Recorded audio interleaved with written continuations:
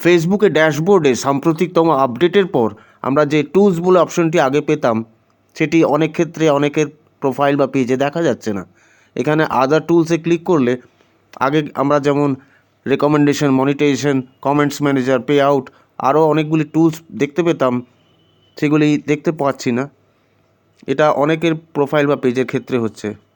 ওয়্যারাজ আমি যদি আমার একটি পেজে সুইচ করি, সেক্ষেত্রে আমি এখনও এখানে টুলস অপশনটি পাচ্ছি। এখানে টুলসগুলি আগে যেমন ছিল সেরকমই দেখা যাচ্ছে। আবার আমি যদি আমার আরেকটি পেজে সুইচ করি, সেক্ষেত্রে টুলস সরাসরি দেখা যাচ্ছে না, কিন্তু আমরা যদি কন্টেন্ট ট্যাবে ক্লিক করি, সেক্ষেত্রে ডান দিকে স্ক্রল করলে মোর টুলস বলে একটি বাটন রয়েছে।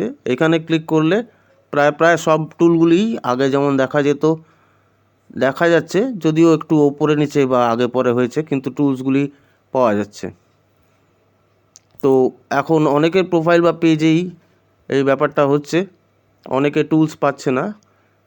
কন্টেন্টে ক্লিক করে দেখতে পারেন, মোর টুলসে ক্লিক করে যদি টুলসগুলি পান তাহলে খুবই ভালো। আর অনেকে একেবারেই পাচ্ছেন না টুলসগুলো কোনোভাবেই, হয়তো আরও কোনো আপডেটের পর টুলসগুলি সকলের ক্ষেত্রে অ্যাভেলেবেল হয়ে যাবে, ওয়েট করতে হবে। আর কারো যদি কোনোভাবে টুলসগুলো অ্যাক্সেস করার কোনো পদ্ধতি জানা থাকে কমেন্টে জানাবেন। ধন্যবাদ।